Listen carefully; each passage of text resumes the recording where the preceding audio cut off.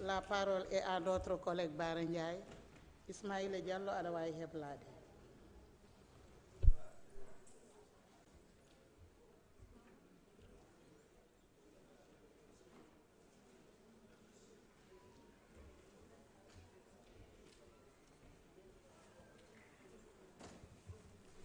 asalaamaaleykum wa rahmatullah maa ngi nuyu ñëpp madame la présidente di nuyu monsieur le ministre madame la ministre Marie Rose di nuyu collègue député yëpp monsieur le ministre pour ma bañ a fàtte sax dafa am scène bu nekk Sénégal boo xam ne dafa liggéey pour démocratie Sénégal changement bii fi am daf ci liggéey lu am solo muy xalaat TV dafa nekk seen YouTube te sénégalais yi dañ koy seetaan bu baax boo xoolee la majorité Sénégal foofu la ñuy jëlee information ma di la ñaan nga jox leen signal pour ñu nekk télévision waaw xalaat TV mérité woon na loolu tàccule bu loolu jàllee nag monsieur le ministre dama bëggoon nga wax ma fii nag nga tontu ma liggéeyu général lan la parce que man sama confusion man dama gëm ne ay nit ñuy seetaan télé la ñu leen fay xaalis parce que man général daan nañ def année bu nekk ñu def rapport annuel gisatuma ko rapport trimestre gisuma ko élection bu masaan jàll dañuy def rapport ci élection yi defuñu ko pas yooyu toog foofu di seetaan télé nga di leen fay xaalis bàyyi ko taga tas général nga jël li ñu doon liggéeyee nga yóbbu ko cybercriminalité loolu mën nañ ko def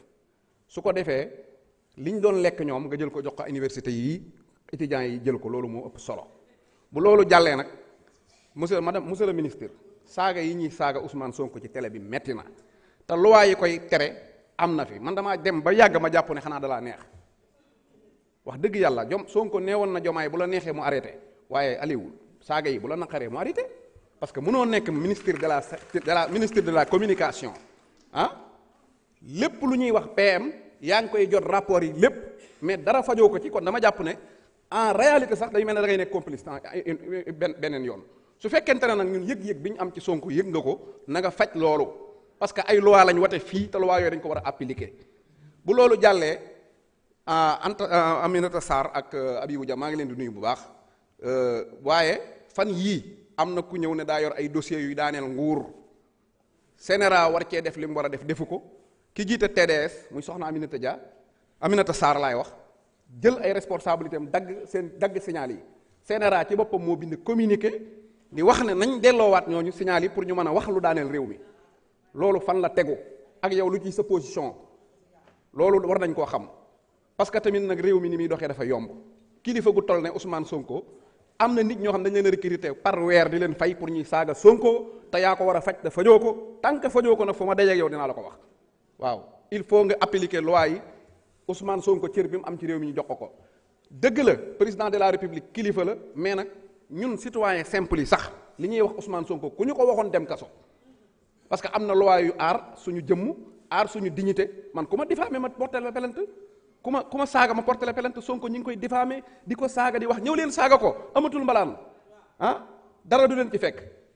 loolu nag monsieur Aliou Sall bëgg nañ mu dakk voilà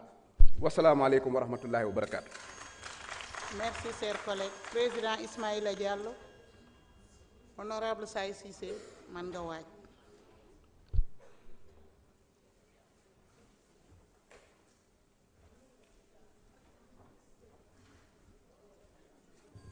Bonsoir à tout le monde. Madame la Présidente, Racky Nenam, Djogoro Diam, Monsieur le Ministre, Madame la Secrétaire, et collaborateurs. Bon, comme tout le monde, nous avons abordé ce même sujet de la presse. Programme 2062. Nous avons bien dit transformation de l'écosystème de la communication. Et nous, on s'est engagé sur une transformation systémique profonde et assumée. Dans ce programme qui est à saluer aussi, et dont on se félicite également du niveau d'allocation budgétaire, il nous semble urgent d'intégrer la dimension qualité et la dimension souveraineté. Autrement dit, intégrer des réformes juridiques et institutionnelles structurantes, comme c'est le cas avec le programme gouvernance et sécurité numérique. Il ne faudra pas que nous persistions dans l'erreur consistant à poser les problèmes de gouvernance, de qualité et de souveraineté seulement en termes de modernisation technique, comme si la souveraineté et le patriotisme des acteurs dépendent de la technologie. Si la digitalisation était synonyme de progrès, Monsieur le Ministre, et de souveraineté, le Sénégal serait aujourd'hui comme la Chine, puisque nous avons des taux élevés de connectivité et d'utilisation du numérique par nos populations. L'anarchie, le REC, l'impatriotisme et le mépris pour les intérêts nationaux et stratégiques. J'ai l'impression que dafa am ñoo xam ne dañoo bañ Sénégal wala ki yàlla def mu nekk ci réew mi dañ koo bañ waaw te loolu sax lay xaw a nduru sont les problèmes récurrents que tout le monde constate dans le secteur de la communication et de l'information. Dans le secteur de la presse et de la télédiffusion radio-télévisée et digitale, les acteurs et les entreprises mettent en avant leurs droits et libertés. Boo seetloo boo leen laajee ñu ne expression d'opinion, d'association et de syndicats, mais méprisent leurs obligations constitutionnelles de loyauté à la patrie, du respect des institutions, de services publics de qualité aux populations, qui peut différencier aujourd'hui la presse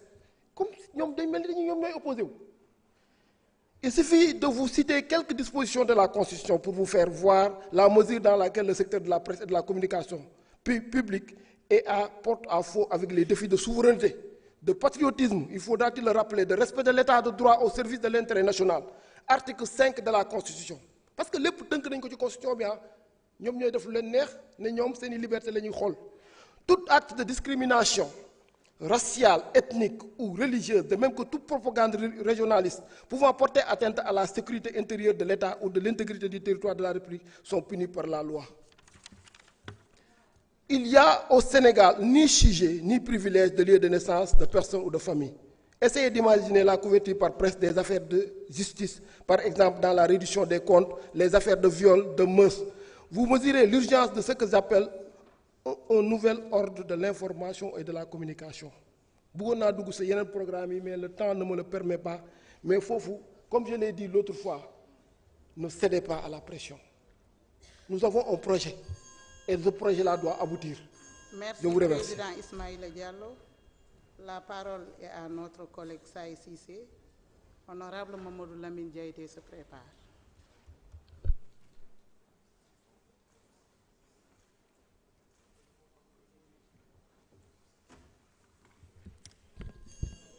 Merci beaucoup madame la présidente. Fu mu toog war ngaa commencé sant Ousmane Sonko ba baa ngay wàcc ba soo ñibbee nag dëgg yàlla rupture moom am na. Monsieur le ministre maa ngi lay nuyu ak say collaborateurs madame Aminata Sarr ñu ngi lay nuyu bu baax di la dalal jàmm chers collègues. Li ma musul am te xam naa ñun ñi fi nekkoon 14e législature musuñ ko espérer. Monsieur le ministre